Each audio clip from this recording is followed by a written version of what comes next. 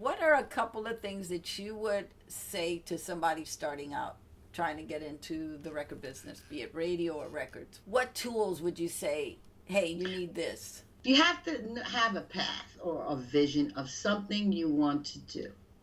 You start with that, and that in any field. If you want to get into music, or you have to find what do you want to do? If you want to be a DJ, what kind of DJ? You have to find out what exactly, and then you can create your path. You have to have some education, maybe not paper education, but you have to know your craft. You think you're going to be a DJ, it ain't just playing a couple of records. You got to know some technology. There's equipment involved. There's things to learn about how loud music is. I mean, there's a lot to learn. And that's just one aspect. You want to be a radio DJ. My God, you have to be well-read. You have to have an idea what's going on in the world. It's just so much you have to be prepared. You have to know how to show prep. Mm-hmm. And that if people are serious about a career in whatever they want to do, you just have to study it. Learn as much as possible. You got nothing else to do but to learn it. And that brings your confidence in to be able to do the job. You got to network and be nice to every person that you ever meet in your entire life, because you never, ever know who is the person that's going to help you when you need their help. I mean, I've had folks come help me that I was like shocked. And they'll say, you know what, a long time ago, you did this and this and this. And then I've had the other, where a guy said, you were very nasty to me. You threw that record right back in my face and told me to get out of the radio station. I'm like, I did that? I was like, okay. You sure I did that? I said, wow, I did that? Wow. Really? You're going to find a couple of those kinds. Yes. But I had one guy from the Mighty Clouds of Joy when I lived in Atlanta. He stopped me in the street because he remembered that they went up to the radio station to visit or whatever, and he remembered me. But it tells you what an impression you made on people. You are part of the success of BLS. All these people, when the Herb Alpers, Jerry Moss, Barry Gordy, Chris Blackwell, Dick Griffey's, those guys that own their own companies, when they sold out, the new guys got hoodwinked and said, hey, look, let's just go to Apple. They're going to be the biggest distributor. We don't have to worry about returns. Okay. We don't have to worry about shipping. It's just send them a WAV file or MP3, and, they'll just send us money. And the problem that happened, Lydia, was that we went from a dollar business to a fraction of a penny. Mm.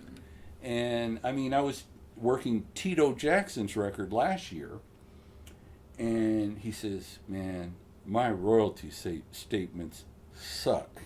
They're nothing compared to how they used to be. Mm. So can you imagine you take not a dollar, but a penny and make it into 10 fractions? Wow. It's, it takes a long time to even get one penny. Right. We went driving down Sunset Boulevard. Oh. And I said, fellas, thank you. This is my stop. Oh my goodness. And they said, no, are you sure? Are you sure? So I was one of the many homeless kids, many runaways. We put together. I have no idea what happened to my dog tags. In the Air Force, you have your dog tags, your military ID. I don't know what happened to my suitcase. Nothing. But I was on the corner of Sunset and Martel. Wow. There's a church. It's still there. The pastor passed a few years ago, but it has an enclosure. And so he would allow us to all sleep in there. Wow. Keep us safe. Wow. It was, and right across from there, on the same side, was a Pioneer Chicken. Yes, I remember that Pioneer Chicken when I first came to California. Yummy, the girls, greasy and yummy and crunchy. It's where the girls would stand after the sun would set. I would sing on that corner, and that's how I would make my spare change to buy food for myself. Wow. I would not advise that. No, not today. We live in completely different times. Yes. And even back then, I've got some horror stories that I won't tell you today that happened to me. Many bad things happened to me. But that didn't stop him from protecting me. Wow. I want you to tell that artist out there who is trying to get in the business, trying to get a record, what are maybe 3 things they need to know before they jump into the pool? First of all, the entertainment business, regardless of what facet it is, it's for serious people. So if you're just playing at it, or if you think you're just going to shoot a little high 8, video with a bunch of girls in bikinis at the pool and you're just trying to get over, you're wasting your time. But if you're serious about the songs you write from your heart, the songs you sing and perform, and you really want to do this, and really, if you're a young person, if you catch a hit, you're going to be singing that song in front of people all over the world. Think about it for the next 50 years. So at the end of the day, what you need is you need to be real with yourself, and then you need a team. People say, who speaks for you? We don't want to hear you. We want to know who speaks for you. Who is your manager? Who is your lawyer? Those are the first 2 people you gotta have. You're not going to get an agent till your record is in top 10 or number 1, because agents are not interested in wasting their time. And the bulk of your money today will be through live shows. So you got to have a hit. So you got to have a team, a brain trust that is there soundly for you. You cannot do it all yourself. It is impossible, because you can't manage the schedules and the meetings, and you got to be the artist. You got to be creative, and creative people, if you want to be successful, you got to be happy. You got to be chilled. You got to be in a good state of mind, a good frame of mind, where you're calm and you allow those thoughts and words to come to you. I mean, Dizzy Gillespie wrote Night in Tunisia in 1940 on a napkin on top of a garbage can. Biggest song for him. Song's 80 years old, still produces $500,000 in publishing today. How did you balance knowing who your friends were and who were there just so that you could play their records, and then as soon as you weren't there, they were nowhere to be found? I know a lot of people who have been in radio and they come out and they just can't take it anymore. They get really heartbroken because they depend so much on that particular profile of a job. When you get in your job so much that your job is you can't separate the 2, that's not good. And I in the beginning, I had a hard time with that, because I thought everybody was my friend or whatever. But little by little, you get to know, if you keep your old friends around, that's the key, is to keep the ones that you've known prior to you being, a star or whatever, or, in the limelight or whatever. You keep those happening. And of course, your family, you're cool, because those people always stay there. They're stable, because everybody else is going to come and go. Come and go, come and go. And it's actually up to you to choose who it is that you want to continue making friends with, if you know how to choose wisely. I'm still young at those days, you just didn't, everybody, you want to have, all you wanted to do was survive. Make sure you had a good meal, it'd be nice if you had a little party somewhere to go to, and if somebody give you a ride home. But when you look back, there was definitely discrepancies. We had this little unknown kid from Minneapolis that signed, and he started off in black music, without a doubt, and made a couple of records that were definitely the black music department's records. I mean, they got those records. Really forged his own way of entertaining people, and it wasn't black, and it wasn't pop, and it wasn't rock, and it was dirty, and it ended up really stretching all aspects of the company, I believe. But he blew up and sold, millions of records. Prince was like one of the most successful artists ever on the label. The black music department, to have that budget switched over to pop, hurt that department, without a doubt. If the money's generated by that artist gets taken out of one department and put it into another department, there's no way that you can compensate for that. He superseded pop. He superseded black music. He became a mega artist. But Madonna started in pop, and those revenues always stayed in pop. If Prince had stayed in black music and generated that, who knows? Maybe more artists would have been able to been developed with those revenues. I used to say, you can't be all things to all people coming out the gate. It's like trying to hit everything and don't hit anything. That's what street teams were developed for, because it had to do a groundswell. You had to be in the community. You had to figure out, exactly what the messaging was and if it resonated with a certain group of people. So I do believe that music is universal. I think people have a preference. There's a lean in what you like and what you don't like. When you develop an artist from a branding perspective, I used to always say, let's figure out what's unique about that artist. Let's figure out who's paying attention to that artist. And then if it spreads, that's a great thing. And that's what I think those artists were able to do coming out of the black music division, where you were nurturing them. You were creating a base. Not that they had to stay with the base. I think the problem is that the base was loyal and it was so good to them. And then all of a sudden you want to snatch that and take them into another arena. He's like, whatever you got to do, don't tell me about it. Just make it happen.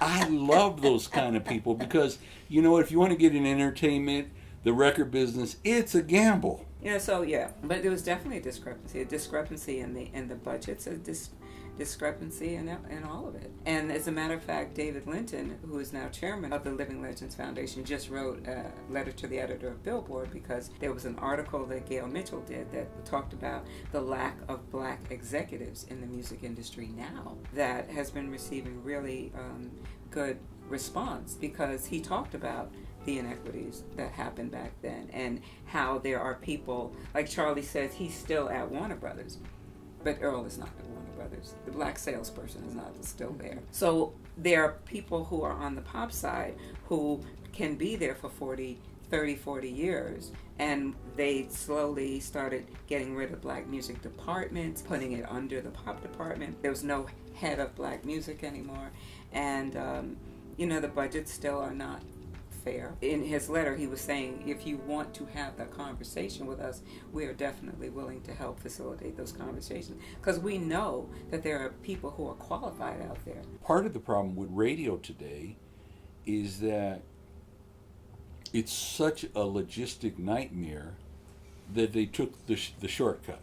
And the shortcut is they weighed so much of the programming on syndication. Mm-hmm. And so you think about, that's easy. We'll put Tommy's show and Betty Sue's show on, and we don't have to worry about hiring people. And not they misunderstood the value of local news, local radio, local. That was your base, is the local. Exactly. Prince was a big thing happening around town, but we're trying to, when I say we, Warner Brothers is trying to cross Prince over to the pop side. He hadn't had much success on pop radio as he had on R&B radio. So there was a big concert in town at the Coliseum. Prince was opening up for the Rolling Stones. Who did you take to that concert? And who did I take to that concert? I took Lydia Nicole, the music director for KGFJ and Q102.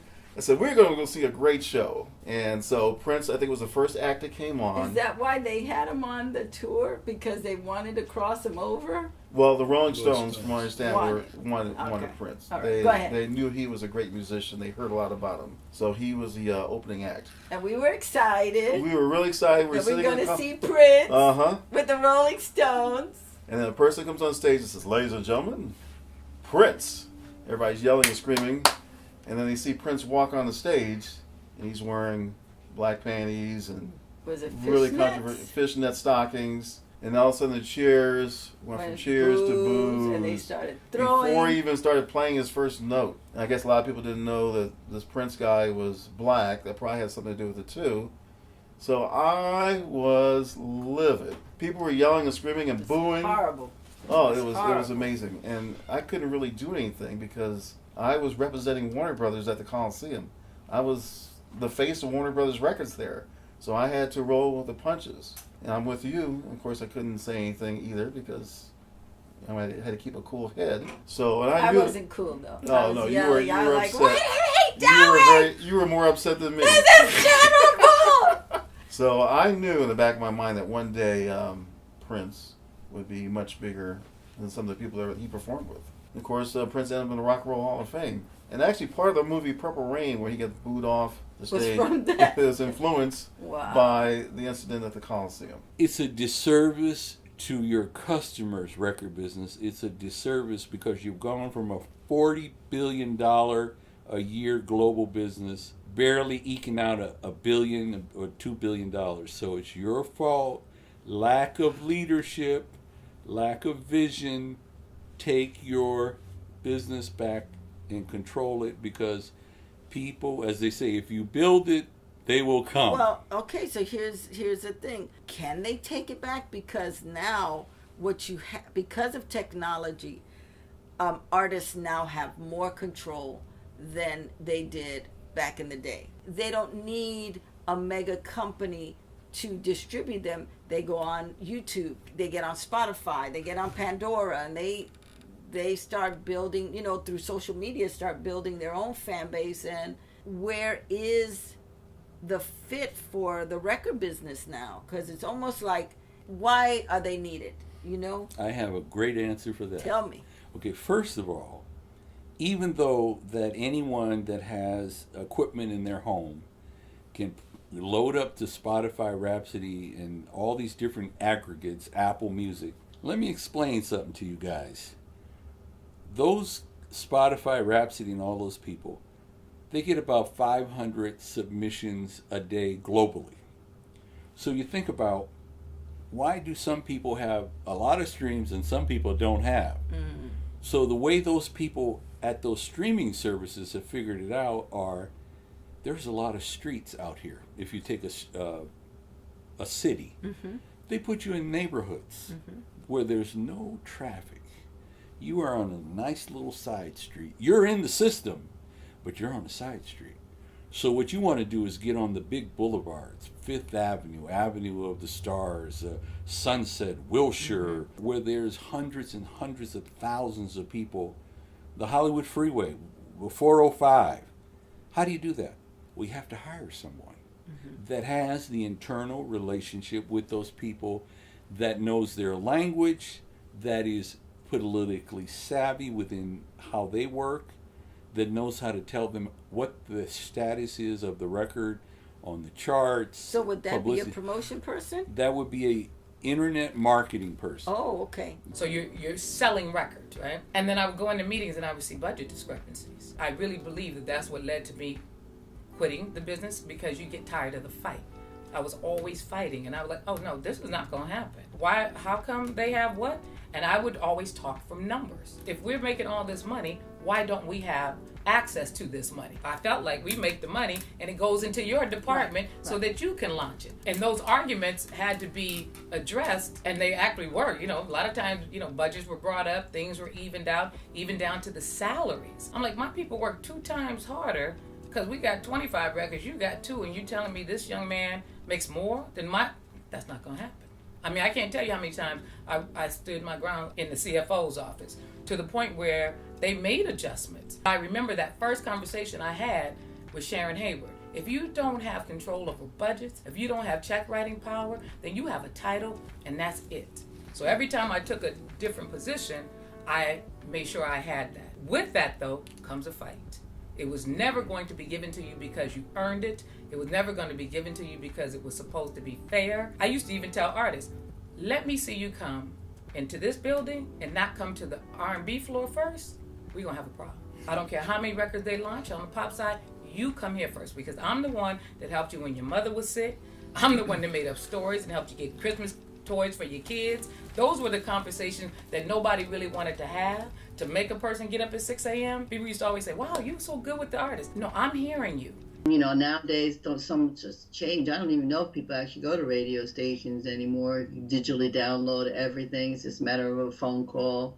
But regardless of how things change, relationships still have to be built. And I see that still happening in radio and in the smaller markets, obviously, but not like it used to be. It's a whole family situation, and obviously minority, they had to work a little harder than their counterparts. And then when the top 40 started playing more of the black music, there was again another shift, because then they allowed some of the white guys to also promote black music, like Michael Jackson's of the world. Maybe the black promotion guy may not take Michael Jackson to the white station. He would have been a white guy. Right. Had that relationship and to take Michael Jackson into that station. Right. It's so sad that the whole industry had been it's a black and white thing. I have to say the reaction of the fans when we would do in stores, which were record shops where people used to buy music. Right. I know you guys download and stream now, but it was the correct way to buy records because you really supported your artists. If you could tell your younger self something of everything that you've learned, or a few things, what would you tell your younger self?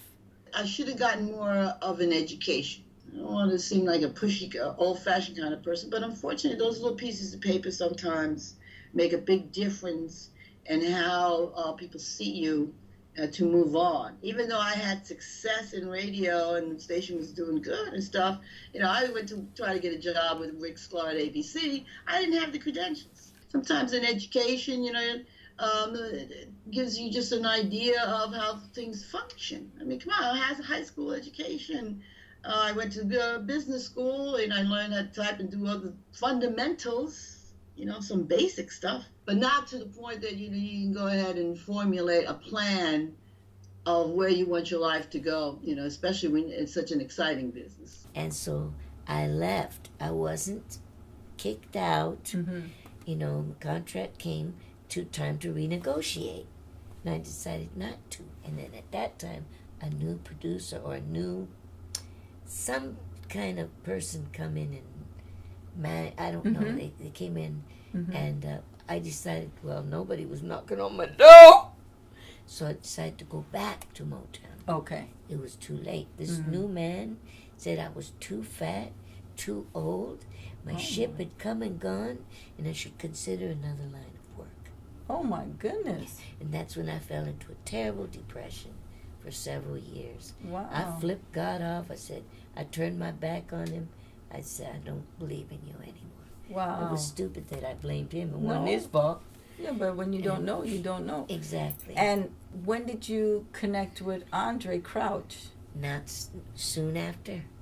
Wow. Yeah, because I met a fella, and we started living together, and I really loved this guy. He passed away. And I was working at as a switchboard operator, and I didn't have jobs like that. All I've ever done is sung or sang, whatever. And this guy comes on, and his name is Howard McCrary. He said, "What's your name?" I said, "Tata." He said, "Not Tata Vega." I said, "Yes, sir." He said, "Oh, I got somebody who wants to meet you." They arranged for it. So there I am at the door, under the window, looking out. Andre's in his bathroom, looking down. And the way he talked, I can't even talk how he talked. He just had this way about him. And he said, come in, and came down, and we did a few little things. And he said, "Would you like to be in my group?" Oh, wait a minute, come back. While I was still living with this fella, one night, he had a problem with drinking, and he had a blackout. And I said something that set him off. And he took me like this by the throat.